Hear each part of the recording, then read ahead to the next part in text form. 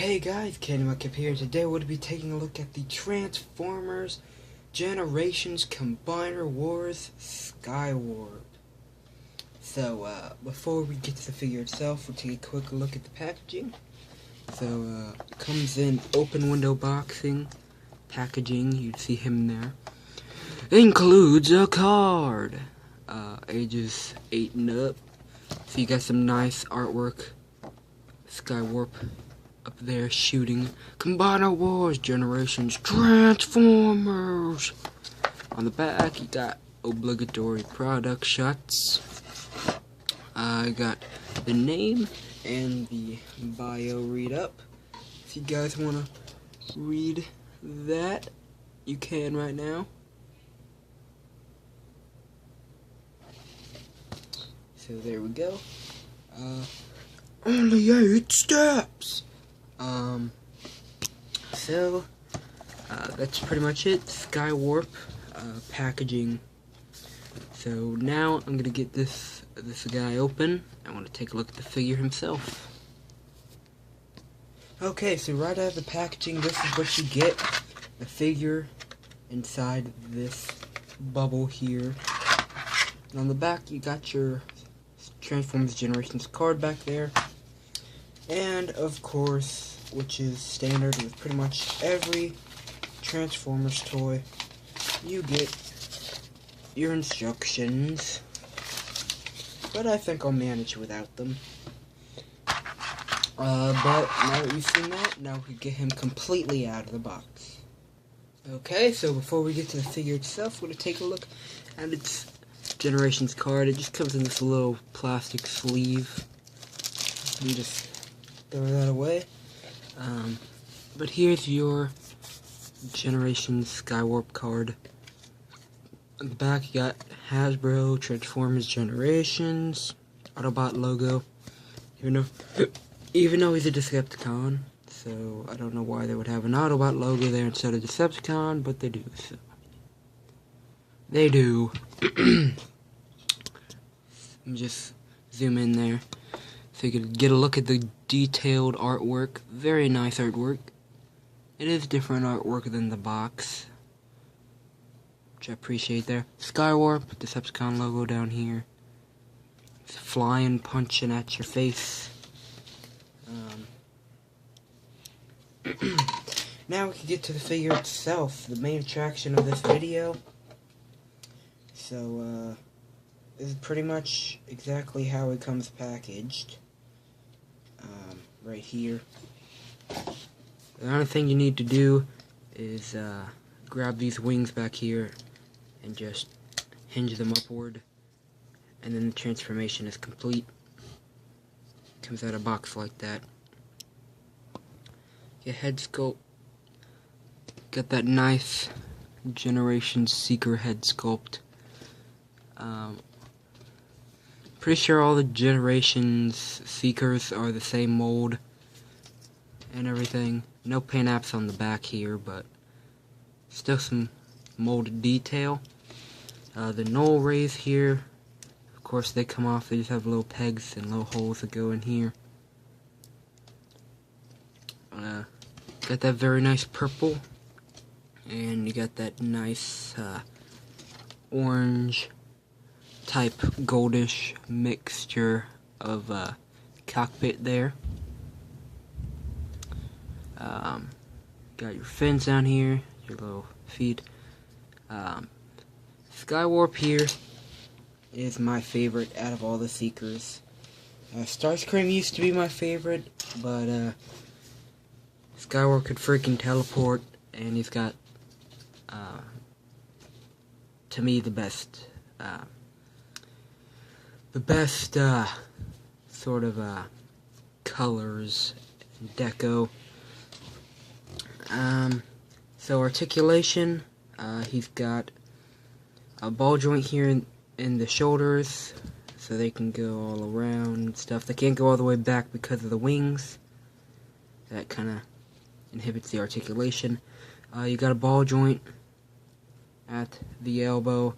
However, it doesn't really rotate very well if the null ray is on there. So if you want to get that rotating around and stuff, you're going to want to take that null ray off. But even with that off, it doesn't really rotate that good anyway, because this little paneling on the side of his arm. You got ball joints in the hips, so you can go forward this much, backward this much. You would be able to go farther, but the wings are in the way. And then outward pretty much all the way. You get a hinge in the knee, just a bend in the knee, standard articulation. And I guess you could count this, but you also have this, but that's due to transformation. So without further ado, we can get him to his transformation. To do that, first thing you want to do, pop off his null rays off of his arms, just sort of lay him off to the side for now. Then, what you want to do is collapse the feet together there, just like that. Then, you're going to want to peg the legs together like so.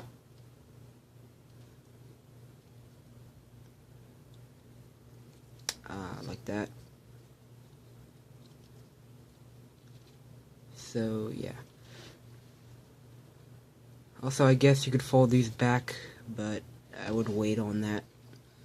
Then what you're going to want to do, take the cockpit, it just comes out of the chest like that. Flip the nose cone out.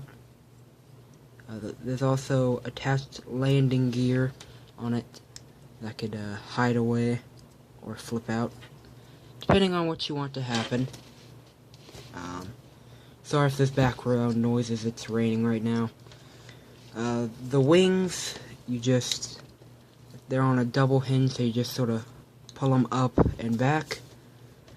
Then you tab this into the legs, because there's a little tab there. Just put the tab under the legs, and then just tab the legs back together.